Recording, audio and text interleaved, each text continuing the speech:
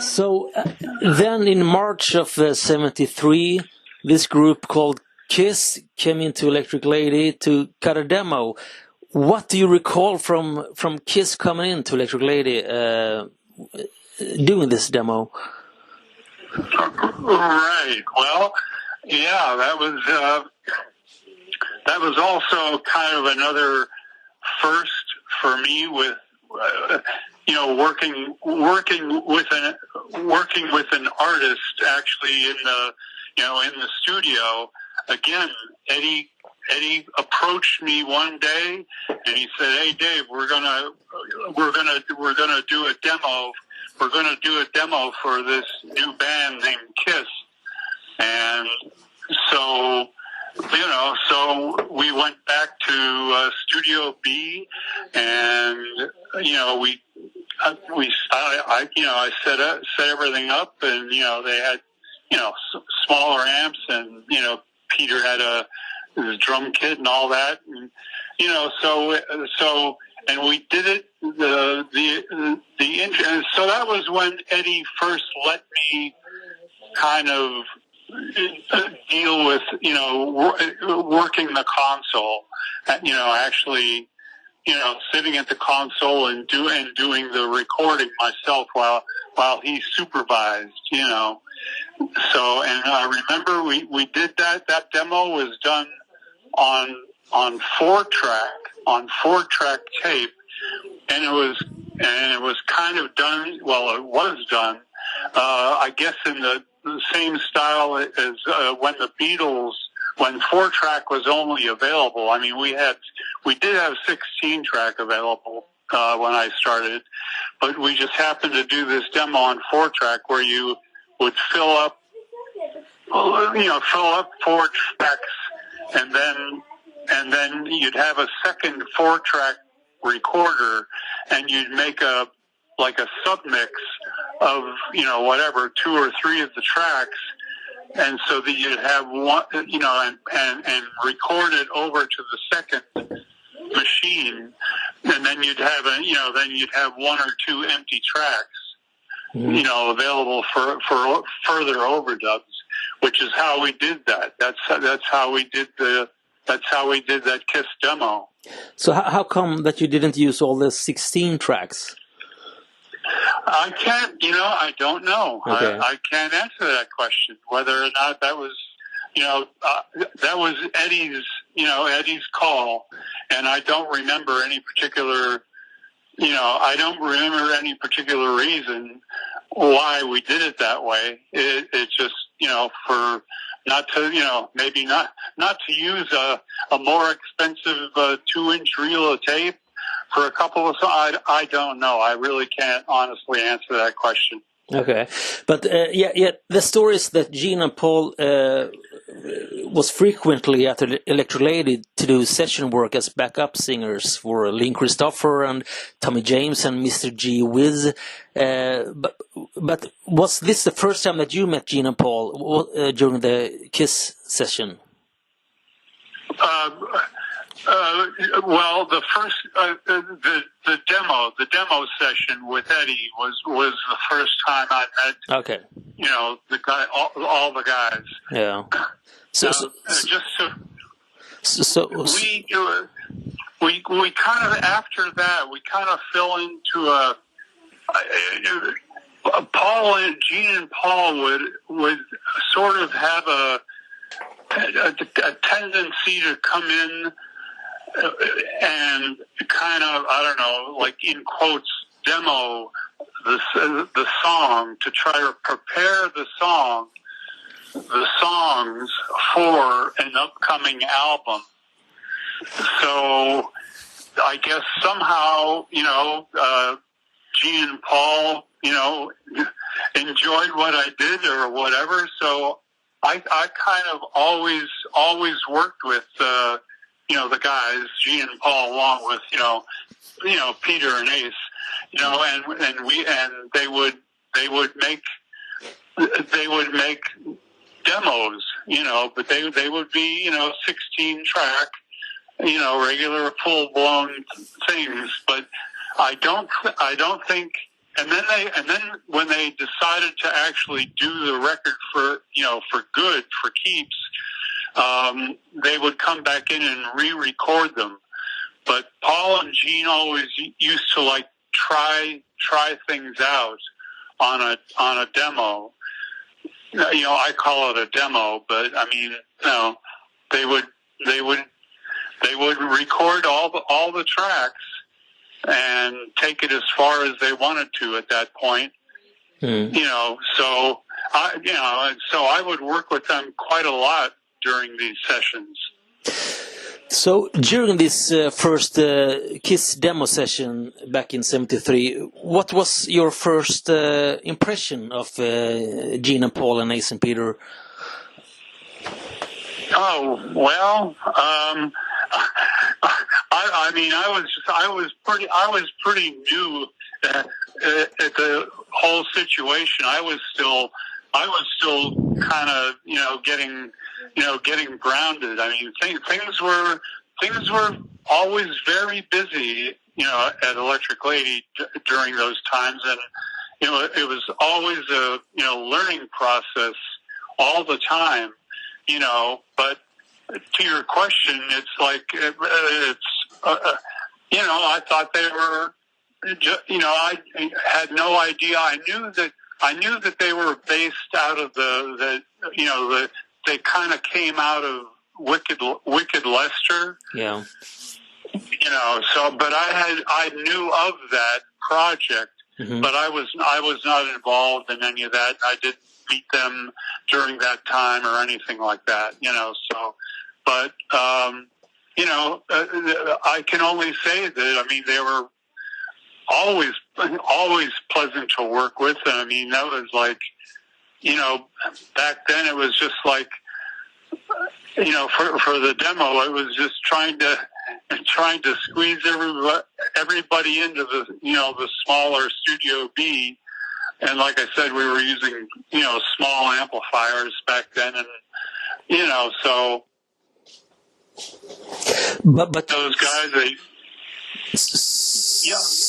So you were aware of the Wicked Lester album that Ron Johnson did at Electric Lady. That was something that you knew before. Okay, yeah. Yes, I was aware of the project, but I had not heard any of the songs or met any of the people. Okay.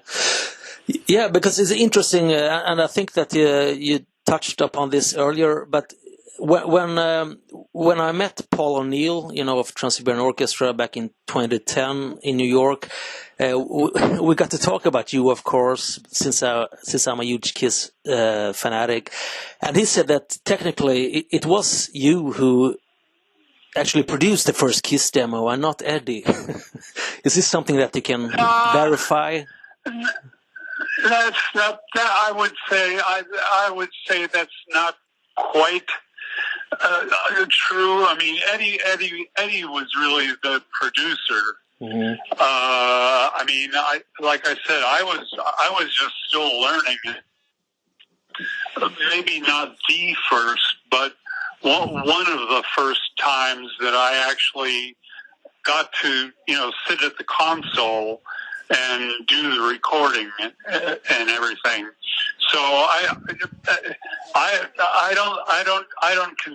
definitely didn't consider myself a producer the way the term is used nowadays or even back then. So I mean Eddie was the one who brought me in. I mean, again, it was part of I would say it was part of his training or mentoring me. Okay. Yeah. So so Paul might have been, nice enough to be not using that term, but I consider that I was simply the engineer on that demo project. Okay, yeah, I see. But do you recall? Do you remember if the guys in Kiss talked about the makeup image and all that while doing this demo? Do you have any recollection of them, talking about we're going to be this new crazy makeup group? Right. No, I don't recall any conversation about the makeup situation during the demo situation, during the demo times. I would say no. I don't recall. I don't recall any conversation about the makeup thing. But did you ever see Kiss live in '73? When they played clubs like Coventry or Daisies or even Fillmore East or Academy of Music? Boy.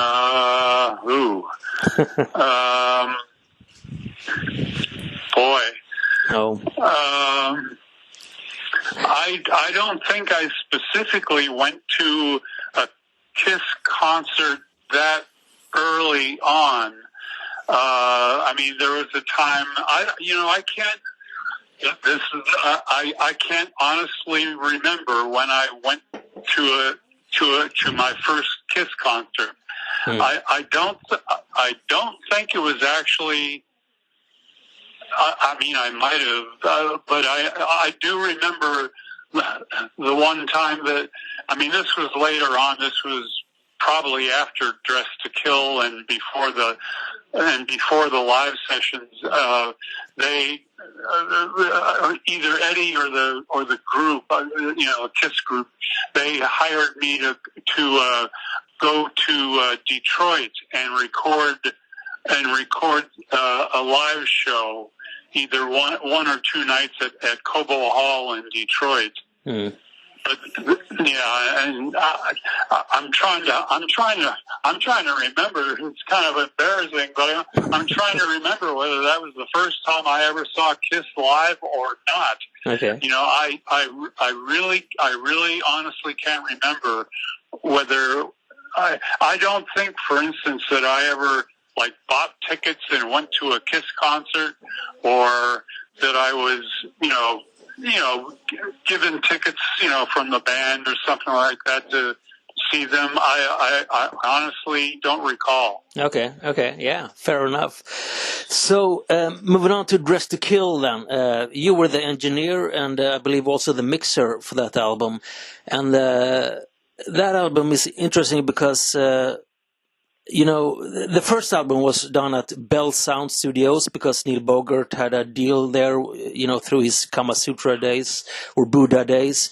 And then Kiss went to LA to do Hotter Than Hell. And then for their third record, Dress to Kill, they came back to Electric Lady. And Neil Bogart co-produced that album with the band, and you were, as I said, the engineer and mixer. But Neil Bogart wasn't really a producer per se, Do you recall working with Neil on Dress to Kill? Exactly what was Neil's input as a producer in Dress to Kill? Well, he was. I will say that he was there every day. He was. He was there every day. I slightly recall him. They would certainly have conversations about the songs. I think he had a little bit of input. Mm-hmm. I would have to say that he had, input as to the songs and the arrangements and stuff like that. I did not. So it was certainly more Neil than me. I just kept my mouth shut and only answered if I was asked a question. I would give an opinion or something like that. But I don't know. I would say Neil. Like I said, he was there every day. And I think he was part of the production situation, as to the best of my memory. Okay, because a funny story is, P.D. Chris has said that Neil mostly smoked pot in the studio and therefore thought that everything sounded good, even if it didn't. Okay, well. I guess we were doing a good job then. I don't know. Yeah. Yeah, I mean, I'm sure, Gene and Paul were kind of running the show, but, yeah. So, I mean, that could well be part of it. But like I said, again, my memory is not that great, but I just remember that Neil was there every day, and that I was maybe assuming that, that he would give his opinion, every now and then, that, and Gene and Paul would take that into consideration. So, as an engineer and a mixer for Dress to Kill, what kind of sound were you after with that album? Well, we were certainly after as big a sound as possible. I believe we were still using smaller amps. I don't think we were, it wasn't real loud in the live room, but I was, at that point, I was just doing my best. I mean, that was probably my second or third, especially for working with a known artist. That was like my second or third, major project, was that record. So, I mean, I just did my best to make it sound as powerful and, just as powerful and, as I could. You mentioned that you used small amps. If you can be specific, do you remember what brands or what kind of amps that you actually used? I don't know the model, but I think I remember that they were Fender amps. So, yeah, combos. So Gene and Paul and Ace used combos.